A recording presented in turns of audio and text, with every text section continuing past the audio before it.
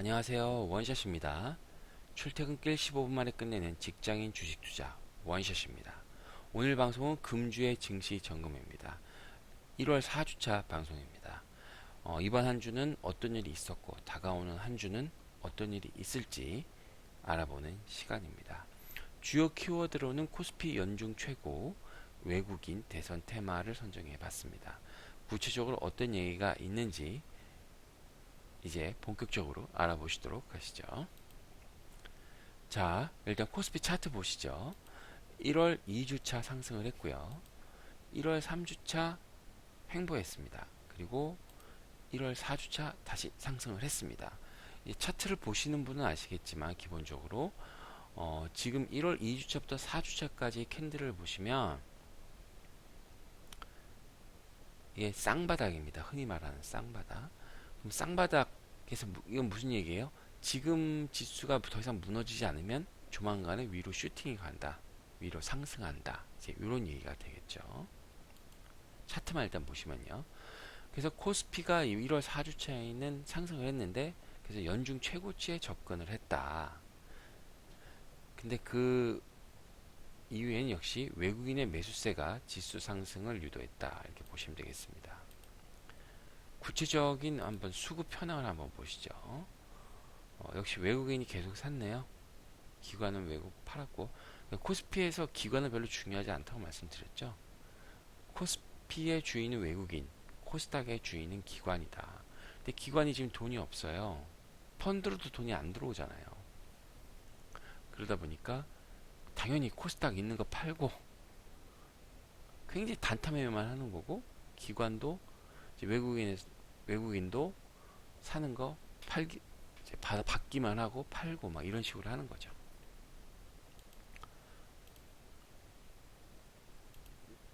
그래서 보시면 삼성전자, 하이닉스의 외국인 매수가 집중됐다. 밑에 차트 보시면 등락 비율이라고 있죠. 이게 이제 상승한 종목과 하락한 종목의 비율을 나타내는데 100이 서로 쌤쌤인 거예요. 상승하는 종목과 하락하는 종목이.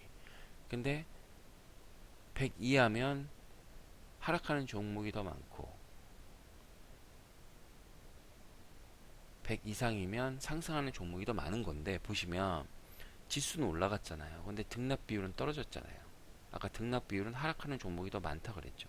지수는 올라가는데 하락하는 종목은 더 많아진다. 아하, 이건 결국에는 무슨 얘기냐? 종목이 대형주 위주로 슬림화되고 있다.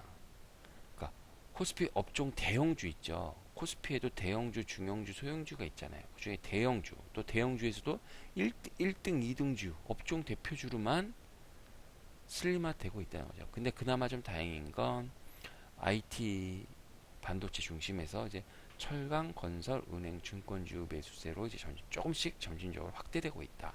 이게 다 뭐예요? 바닥권을 형성했던 거죠. 그러니까 이런 거는 일단은 접근 방법이 바닥권에 있는 거는 막 이게 막 갈 거라고 생각하시면 안 돼요. 바닥권에서 한 20%, 30%, 20% 정도, 30% 정도 목표를 잡고 그 정도 오르면 일단 판다. 그리고 눌림목 왔을 때 다시 가면 다시 잡는다. 네? 이렇게 생각하시면 돼요. 바닥권은 단기 매매로 가야 되는 겁니다. 자, 제가 이거 지난주에서 계속 코스피 연봉을 보여드리고 있어요. 지금 보시는 봉 하나하나가 다 연봉입니다. 봉 하나가 1년이에요. 지금 화살표가는 시작된 게 2006년이고요. 지금 화살표 끝부분에 있는 게 2017년입니다. 저점이 높아지고 있죠. 고점은 그대로지만 이게 흔히 말하는 수렴형이잖아요. 이렇게 원인들 수렴이 된다고요. 결국 조만간에 방향성을 터치하는데 저점이 계속 올라가다 보니까 매수세가 계속 있다는 얘기잖아요. 그 봉의 길이도 굉장히 짧아지고 있잖아요. 결국 위로 슈팅이 될 가능성이 높다. 장기 수렴되고 그래서 고점은 그대로이지만 2008년부터 저점이 꾸준히 상승 중인 수렴 추세다. 그래서 코스피가 박스피를 탈피할 가능성이 높다. 그래서 IT, 화학, 철강 이게 지금의 주도주죠. 이게 코스피에 이끌고 은행, 증권, 건설 등이 이게 또 시가총액을 좀 차지하거든요. 이거 뒤에서 밀어줘가지고 박스권 2100을 탈피할 가능성이 있다고 말씀드리고, 코스닥 시장 한번 보죠. 뭐 그냥 계속 빠지고 있죠. 뭐 중간중간에 빨간 봉 상승 나온 거는 그냥 기술적인 반등이라 보시고, 매수세가 없어요. 그래서 드린 말씀이 없어요. 외국인 매도세가 감소했으나 기관은 지속적인 매도다. 그래서 제가 계속 말씀드려요. 기관이 돌아오기 전까지는 가급적 코스닥 종목은 매매하지 않는다. 왜 이 말씀 드리냐면, 지수가 빠지면 해당 뭐랄까, 코스피 코스닥의 90% 이상의 종목이 떨어져요. 이유 없이. 장이 안 좋은 이유로. 힘없는 개별 종목일수록 이제 시세에 더 잘 휘둘리게 돼 있습니다.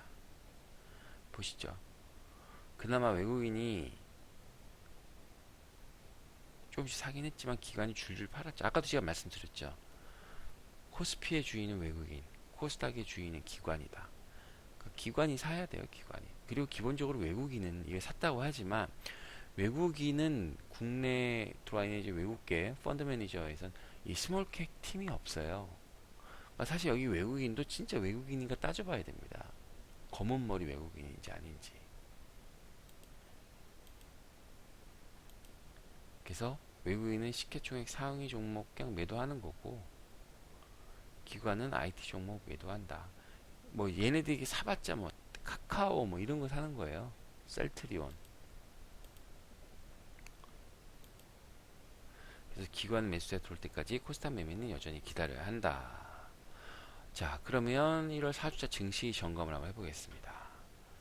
자, 코스피 연중 최고치 접근, 코스닥 매수세 실종이다.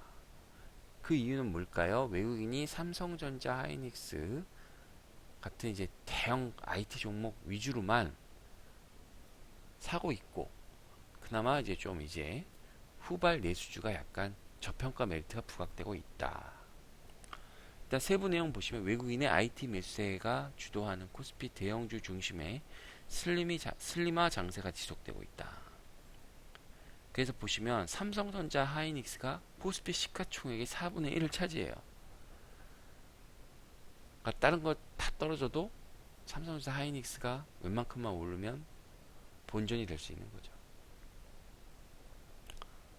그래서 그나마 좀 다행인 건 IT, 반도체 외에 은행, 증권, 철강 대표 종목이에요. 대표. 철강 뭐 포스코, 증권 뭐예요? 메리츠, 아니 메리츠 아니야 저기 미래에셋, NH증권 뭐 이런 거. 그다음에 은행은 뭐예요? KB은행. 그리고 매수세가 슬림화되고 있다. 그러니까 코스피는 사실은 대형주 1등주만 사셔야 돼요. 물론 중형주, 뭐 소형주에도 가는 게 있죠. 근데 이제 그건 전 확률적으로 말씀드리는 거고, 기본적으로는 그렇다라는 말씀 드릴게요. 그 다음에 이제 코스닥 쪽에서 보시면, 코스닥에서 보시면 포켓몬 한국 출시에 맞춰서 AR, VR 관련주 급등락이 거듭됐다. 그래서 한빛소프트 AR, VR 게임 개발 중이고, 하이소닉 포켓몬 코리아 라이센스 계약으로 이제 최대 70%까지 급등락했다. 그다음에 근데 이제 잘 보셔야 되는 게, 이런 건 단발성 재료로 인한 급등은 굉장히 단기적 시세 힘으로 매수에 유의해야 된다. 이게 무슨 얘기냐면, 지금 한빛소프트가 개발하고 있잖아요. VR, AR. 근데 당장 매출과는 연동이 안 되잖아요. 하이소닉 라이센스 계약을 했으나 앞으로 잘 팔릴지 안 팔릴지 모르잖아요. 최근에 계약을 했으니까. 그러니까 이런 테마성 재료는 항상 나오시면 뉴스를 보시고 생각하셔야 되는 게 중요한 얘기입니다. 매출과 연동이 되느냐 안 되느냐를 따지셔야 돼요. 매출과 연동이 되느냐 안 되느냐. 지금 당장 되나요? 한빛소프트, 하이소닉? 그러니까 시세가 단기적일 수밖에 없어요. 무슨 신사업에 진출한다. 그러면 막 주가가 뛰죠. 근데 그게 막 쭉쭉쭉쭉 계속 가요? 아니죠. 많이 가봐야 3박 4일입니다. 물론 그 사이에 크게 가죠. 그러니까 이런 종목을 사시려면 단기로, 난 단기 트레이딩이 굉장히 자신이 있다. 지금 이건 2박 3일짜리거든요. 이번 거는 포켓몬고는 3일 만에 떨어졌어요. 그러니까 하루 이틀 사이에 들어갔다 나와서 수익을 내야 되는 상황이라고요. 그러니까 그런 매매에 자신 있으신 분이 사셔야 돼요. 진짜로. 그러니까 이런 거는 거의 첫날 급등하는 날 후반에 따라잡아야죠. 근데 이게 두 번째잖아요. 시세가. 그럼 다음번에 또 나오잖아요. 그러면 하루 오전장으로 끝나요. 왜냐하면 주식은 이 신선함이 굉장히 중요하거든요.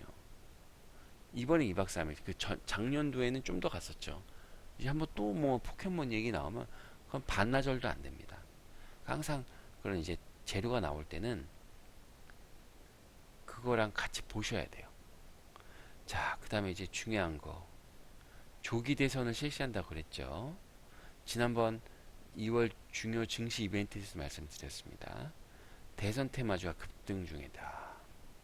일단 최근 여론조사 결과를 보시면 1위는 문재인이, 2위는 반기문을 거의 2배 차로 리드하고 있다. 거의 문재인이 30% 수준이고 반기문이 한 16% 수준이죠. 제가 사실 이 대선 테마주를 이제 원고를 쓰다가 지웠어요. 이거 공개적인 데서 하긴 그래서 좀 그냥 세부적인 건 찾아보세요. 나중에 제가 VIP 고객님들에게만 이제 종목을 드릴게요. 헌재에서 탄핵 여부를 3월 13일 이전에 결정하기로 함에 따라 DSR 제강 등 문재인 관련 테마주가 급등 나가랬다. 사실 락은 아직 안 했죠. 아직 살아있는 상황입니다. 문재인 요 DSR 제강은요. 자, 1월 5주차 증시 전망을 한번 보도록 하겠습니다. 코스피는 낙폭과대 실적 호전 내수주에 관심이 필요하고 코스닥은 대선 테마에 관심이 필요하다. 이제 대선 날짜가 정해졌기 때문에 대선 테마주를 보셔야 됩니다. 자, 이제 코스피 쪽 보시죠. 계속 지난주에서 말씀드리는 거예요. 낙폭과대 내수주 업종 중에 게임, 은행, 증권, 콘텐츠 업종 중에 실적 호전 대표점에 관심이 필요하다. 기존 호환 업종인 IT, 반도체, 화학은 현재 단기 차익 실현 중이므로 접근은 금지다. 그리고 먹을 부분이 지금 당장에서 많지 않다. 이미 많이 올랐기 때문에. 은행, 증권업종은 이제 제가 기업은행 말씀드렸죠. 기업은행은 빠졌지만 외국인이 계속 수급표를 보시면 사실 사고 있어요. 그리고 미래에셋 증권, NH증권 다 올랐죠. 게임 콘텐츠 업종, NC소프트는 횡보 중이고 J콘텐츠3 제가 좋은 지점에 말씀드렸죠. 그래도 가고 있죠. 이런 종목에서 보자. 특히 게임은요 업황 자체가 좋진 않아요. 근데 콘텐츠 업종은 나름 괜찮을 것 같아요. 근데 이게 주도주는 될 수가 없어요. 콘텐츠는 사이즈가 좁기 때문에. 그렇기 때문에 이제 J 콘텐츠리 이런 거 좀 단기적으로 접근을 하시고, 그렇다고 이제 관련 뭐 여러 가지 주를 콘텐츠 업종은 주도중이 될 수 없어요. 사이즈가 좁기 때문에 계속 말씀드리지만 이제 주도주는 반도체 IT고 이게 지금 조정 중이니까 이거를 들어갔다가 이제 조정받는 중에 조정이 끝나면 저희가 사야죠. 다시 그 사이에 틈새로 사는 거예요. 기업은행, 미래에셋, NH증권 이런 거 한번 보시면 나름 사이즈도 괜찮습니다. 그리고 난 코스닥에 관심이 있다 하신 분은 대선 테마 중에 문재인, 반기문 테마가 아닌 황교안 테마에 관심을 가질 필요가 있다. 이런 말씀. 왜 이런 말씀을 드리냐면 잘 한번 보세요. 이번 대선 테마주에 대한 특성은요. 한 번이라도 시세가 난 종목은 다시 시세가 나지 않는 데 특징이 있습니다. 보송 파워텍 이런 거 가나요? 이리아 다시 가나요? 아니잖아요. 그리고 반기문이랑 문재인은 너무 종목이 많아요. 한 반기문 문재인만 합쳐도 한 7, 80 종목이 될 겁니다. 그게 또 안 간다고요.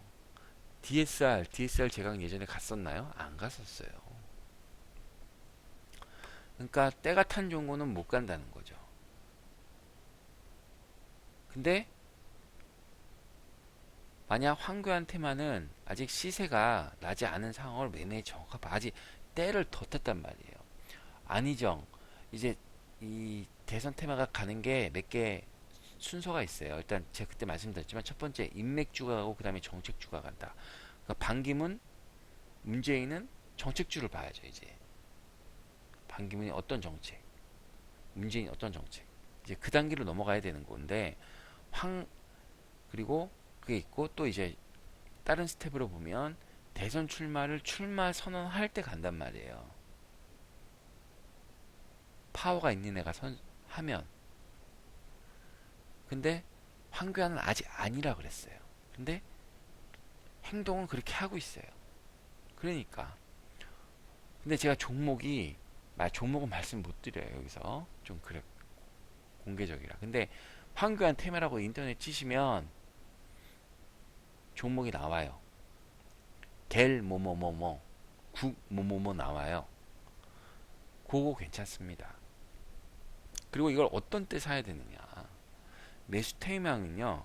일단 장기 이평선이 횡보를 해야 됩니다. 20일, 60일 이평선이 막 꾸불통꾸불통해서 이제 이렇게 막 좀 어느 정도 진폭이 일정할 때, 그리고 거래량이 최근 6개월간 평균 거래량에 근접한 상황, 혹은 최근 최대 거래량의 10분의 1로 줄어든 타이밍을 보셔야 됩니다. 제가 종목 두 개 말씀드렸죠. 그냥 치시면 나와요. 그거 두 개는 괜찮다. 근데 매수를 하는 타이밍은 황교안이 아직 좀 더 좀 보시고 그런 타이밍에 사야 된다 하고 말씀드리겠습니다. 자, 어떻게 도움이 되셨나요?